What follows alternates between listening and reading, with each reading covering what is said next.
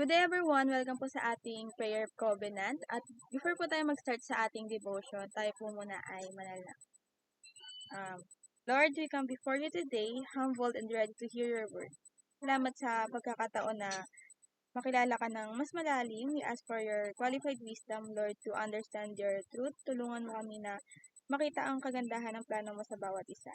Lead us and open our hearts to your message today, Lord. In Jesus' name, amen. Ayan po. And before po tayo mag-start, samahan niyo po akong basahin yung ating devotion ngayon na matatagpuan sa Lamentation chapter 3 verses 19 to 26. Ito po ang sinasabi. I remember my affliction and my wandering, the bitterness and the gall. I will remember them, and my soul is downcast within me. Yet this I call to mind, and therefore I have hope. Because of the Lord's great love, we are not consumed, for His compassions never fail. They are new every morning. Great is your faithfulness. I say to myself, the Lord is my portion. Therefore, I will wait for Him. The Lord is good to those whose hope is in Him. To the one who seeks Him, it is good to wait quietly for salvation of the Lord. Ayan po. Alam niyo po, when we read Lamentations po, ang vibe niya po ay very heavy po. Imagine si Jeremiah, also called the Weeping Prophet, was writing this book after makita niya na nasira yung buong Jerusalem. As in, imagine nyo po yung hometown mo is pinasok ng mga enemies, sinunod yung mga bahay, nawala lahat ng pagkain, and people were shattered. And ang lala po, di ba? And sa sobrang bigat ng situations ni Jeremiah, Jeremiah literally cried out to God. Kaya siya tinawag na weeping prophet. Pero here's the twist po. Kahit sobrang bigat ng pinagdadaanan niya, in the middle of all that suffering, he suddenly remember something about God na nag-turn around ng perspective niya. Kaya nga, sabi niya, yet this I call to mind, and therefore I have hope. And may naalala po akong story. Baka hindi ko po alam ng iba sa atin. And did you know po, yung sa Bible, there's a part kung saan umabot sa point yung mga tao ay nawalan ng pagkain. At dahil sa gutom, kinain nila yung leather ng sandals nila at yung mga strap ng belt nila. And kung maalala ko po, is matatagpuan siya sa 2 King po, chapter 6, verse 25. And sobrang wild niya. And literal na hindi nila alam paano sila mabubuhay. Kaya umabot sila sa point na yun. Ganon din yung sitwasyon sa panahon ni Jeremiah. Kaya ang sakit, nakakatrauma, and ang hirap isipin. Pero dito pumapasok yung powerful parts.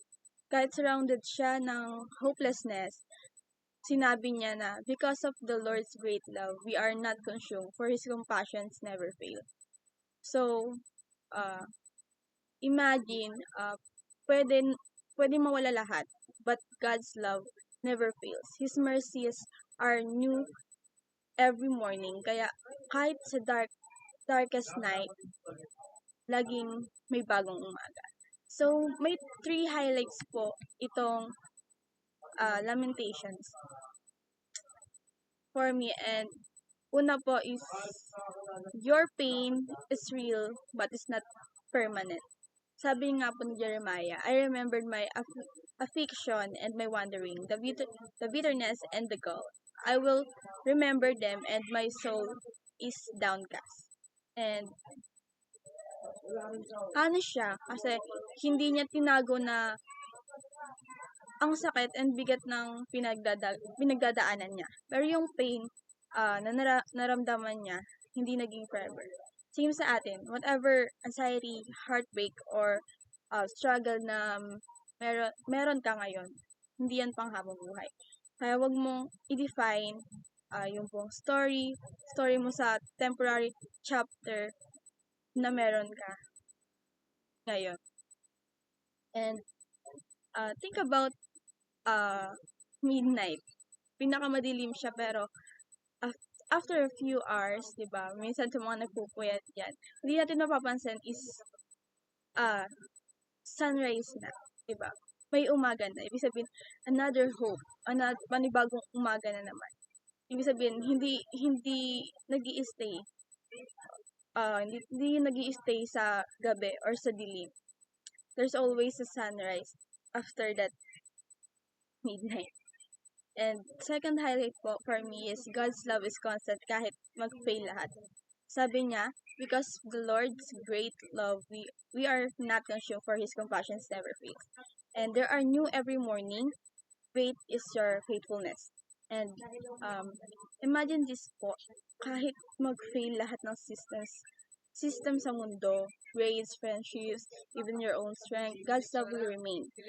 Hindi siya nag-disconnect, hindi siya nauubos, and at best part, His mercy is fresh daily. Ibig sabihin, kahit nag-fail ka kahapon, may bagong chance today.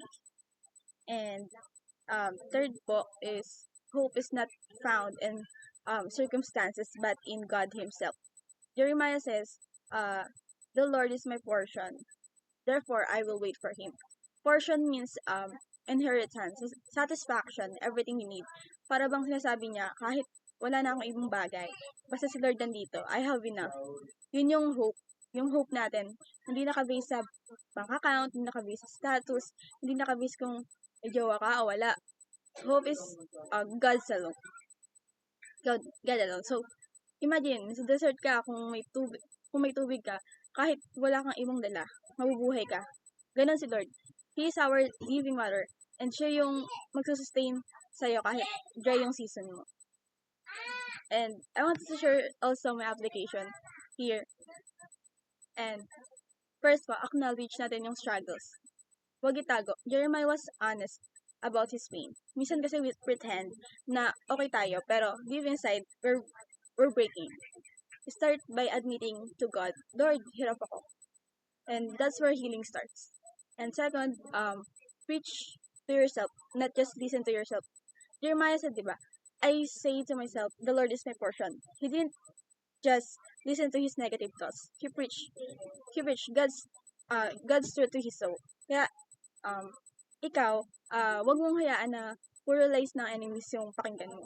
Speak life over yourself. Speak truth from God's word. And third, wait with hope. Hindi madali maghintay, I know, pero waiting with God is never wasted time. His timing is perfect. Kaya kahit walang makikitang result, trust ka lang na God is at work. And so, yun lang po. And every time you wake up in the morning and humihinga ka pa, proof yun na that God, our God, gave you another chance. Hindi lahat nagigising ngayon na bibigyan ng chance para magising sa araw na to, pero ikaw nagising ka. That means may purpose pa siya. May purpose pa si Lord sa buhay mo. Eh hindi pa siya tapos sa book of life na pinlan niya para sa iyo. And that's all. Thank you po ulit sa pakikinig. Let's pray.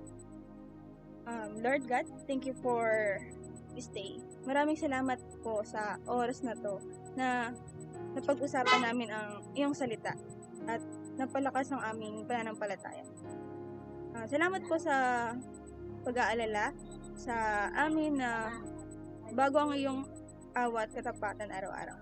Lord, ngayong tagulan, hinihingi kami ng inyong protection para sa bawat isa. Ingatan niyo po ang aming mga tahanan at pamilya, laban sa baha, malakas na ulan, at anumang sakuna. Niligtas niyo rin po kami sa mga bagay na kinakaharap namin araw-araw, Lord. And patatagin niyo yung aming mga katawan, palakasin ang aming mga loob, at bigyan kami ng karunungan para maging handa at maingat sa bawat sitwasyon, Lord, Panginoon. Tulungan niyo rin kaming maging tuluyan ng tulong at pag-asa sa mga nangangailangan sa panahon ngayon. Salamat dahil ikaw ang aming kanungan at kaligtasan sa lahat ng panahon.